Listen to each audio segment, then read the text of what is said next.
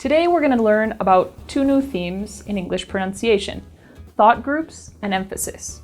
In the first scene of this video, you're going to see Ricardo, the new director of an NGO, speaking with his intern Alex. You're going to see in this scene how thought groups can play a very important role in the construction of meaning in English. Woman without her man is helpless, but at least that's what culture and oppressive gender roles would say. Did you just hear what the director said? I did. He said a woman without men are helpless. I can't believe it. That guy is totally sexist. Yeah, well, I don't know him very well, but I don't like what I just heard. Who hired him? God. So in the scene you just saw, the workers at the NGO passed judgment about the new director based on hearing the following sentence.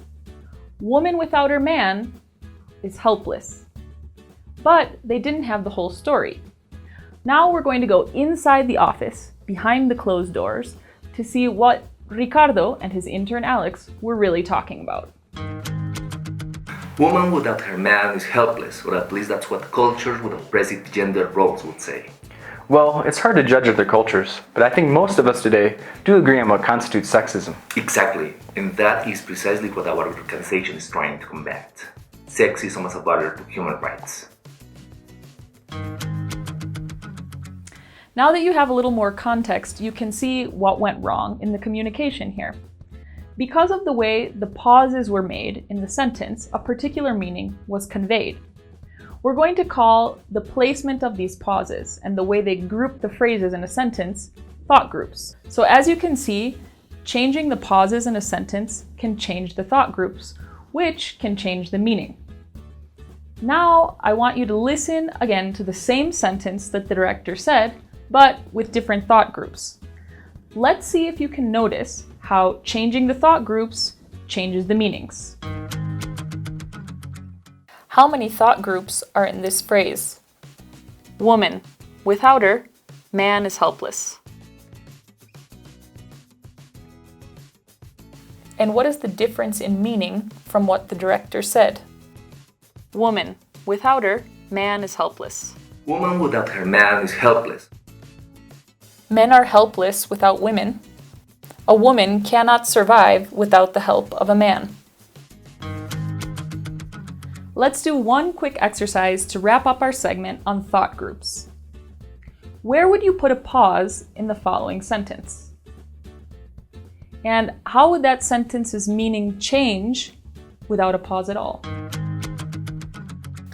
Let's eat, Grandma. Let's eat, Grandma.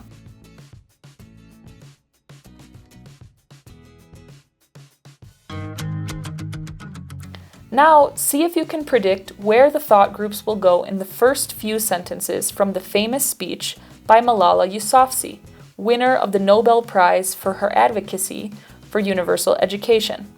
Remember that thought groups determine units of meaning and are generally conformed by grammatical chunks. The pauses fall around clauses, phrases, transitions, or expressions.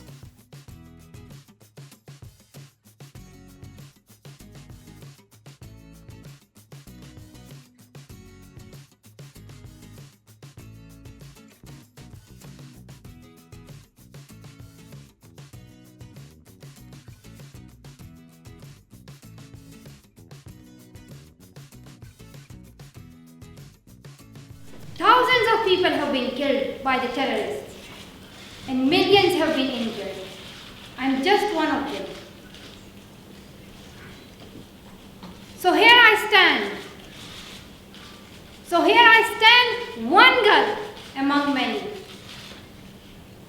I speak not for myself, but for those without voice can be heard.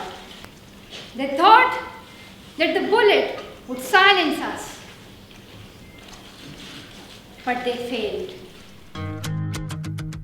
It's likely that this is not the first time you've noticed the importance of thought groups in English.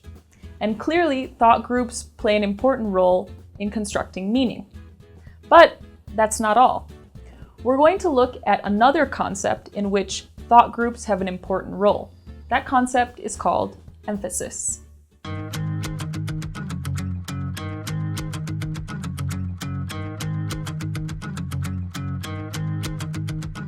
Now we're going to flash back to before Ricardo, the new director at the NGO, was hired. We're going to see him in his job interview. And I want you to listen in his responses for the thought groups, but also see if you can hear the emphasis in his responses. Good morning, Ricardo. It's a pleasure to speak with you today. Good morning, same here. Thank you. Tell me, what made you interested in our NGO? Well, I have already worked with a local NGO that deals with human rights, but I'm very interested in extending my experience to a national level. That sounds like a logical next step. And Ricardo, your CV mentions that you helped write public policy regarding women's health rights. Could you tell me more about that? Well, actually, it wasn't just health rights. It also included education goals. Oh, impressive work. Our NGO definitely believes that it's important to support women's rights. I agree. It is very important. Yes. Well, it seems like your views and experience are a good match for our organization. But I would like to know a little bit more about what you hope to achieve as director of our NGO. So, for example, do you see yourself continuing writing policy, or would you like to pursue other areas? I have a great deal of experience in writing policy, but I'm also interested in moving away from it. Particularly, I want to use what I learned to create new programs. Good to know.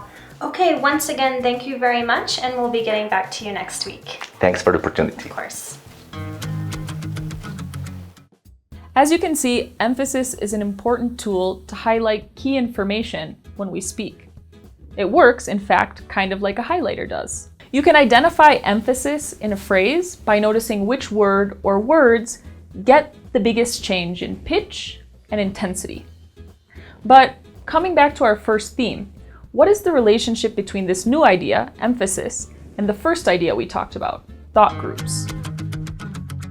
Listen to the following phrases. See if you can come up with a theory about where the emphasis falls relative to the pauses. Woman. Without her, man is helpless. Woman without her man is helpless.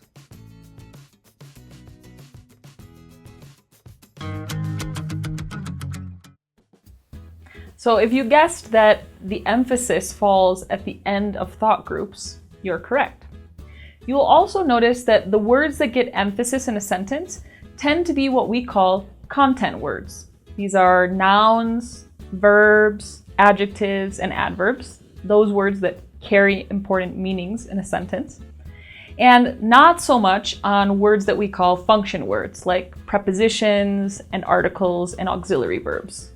However, you'll notice that there are some other rules that also determine which words get emphasis in a phrase. We're going to look at some examples from the interview to see how those rules work. Rule 1. Contrast. When the speaker wants to make a contrast, emphasis is placed on the items being compared. Tell me, what made you interested in our NGO? Well, I have already worked with a local NGO that deals with human rights, but I'm very interested in extending my experience to a national level. Rule 2. Correction. A speaker may place emphasis on a word to correct or modify a previous statement. That sounds like a logical next step. And Ricardo, your CV mentions that you helped write public policy regarding women's health rights. Could you tell me more about that? Well, actually, it wasn't just health rights. It also included education goals. Rule 3. Agreement.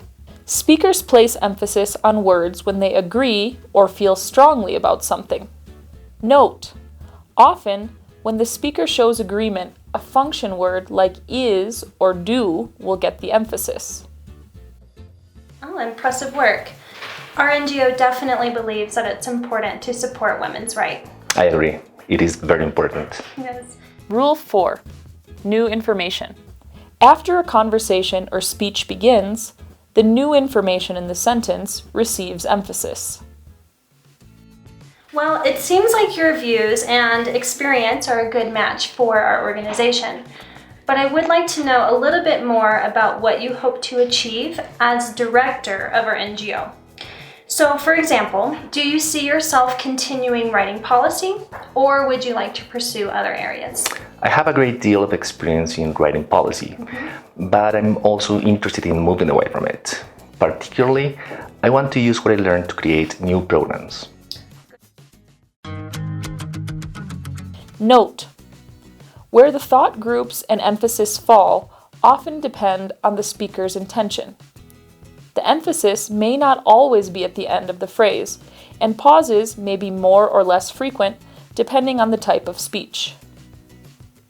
So, today you learned the following about thought groups and emphasis. Pauses are important to sending the message you intend to. Thought groups separate grammatical units to make speech meaningful. Content words usually receive the emphasis. The emphasis in a thought group tends to fall on the last content word in the group. And emphasis can express contrast, correction, agreement, and highlight new information. Thought groups and emphasis are a natural part of discourse in English, and using them appropriately can help you convey the message that you intend to. So, let's practice and see how you do.